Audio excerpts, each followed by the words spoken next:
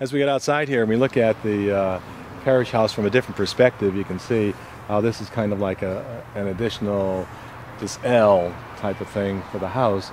And you can see the great kind of deck area that we have here that lends itself to a lot of uses. Also, as you look at the trim on the house, we're going to have that trim painted. It needs painting badly in some areas. So I've already talked to someone, we got a great deal on getting that painted, and they should be starting shortly. So even though the house is sided, the trim always needs work. Grew up in a house like that, we always had to do the trim anyway, and I think this is going to add another a nice element to the finishing of the house. We're in the kind of like a little garden area here. By the way, that birch tree needs to be replaced because it died over the winter, but a lot of the material that's in here, a lot of this stuff, the bushes and everything came from different parts of the property here, and they were moved last fall, and most of them have survived, but there are a few that have not survived, and we're going to replace those. Like those birch trees, I already have birch trees to replace them. And you look at some of the beautiful colors here, but notice the entranceway here. We kind of like made an entranceway, so my hope is that someday in the future that this area here, which is very nice, facing Bronson Road, can be turned into kind of like a meditation grove for people. You know, they can come in here, we can put up some benches, maybe even the Stations of the Cross. They can park over here and they can go in and sit down and have private meditation and private prayer.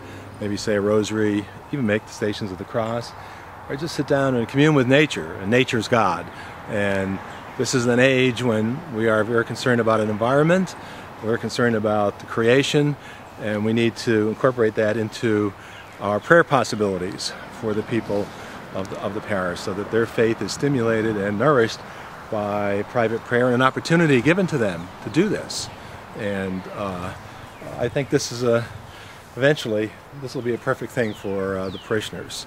And look at the beautiful flowers here, and as you go back up here too, you know, you can see the possibility of maybe a beautiful statue, who knows, maybe even a kind of like a flat altar or something for people to come in, and maybe we can even bring our kids in here and have like evening prayers, stations with the kids if we get the stations in, candlelight rosaries. Kids need to do those things.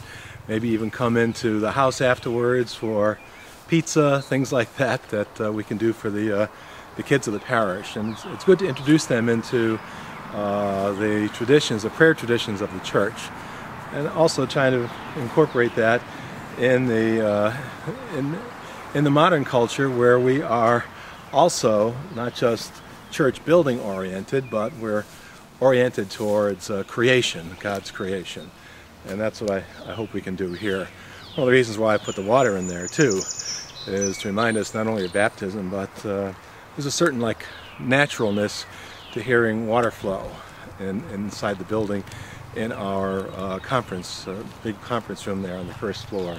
So as you look around, a lot of this was kind of like redesigned over the last summer and the fall, and a lot of the trees were cut. Some of them still need to be cut. You can see their tags on them. They're dead, or the limbs are dying, and we cleaned out a lot of brush.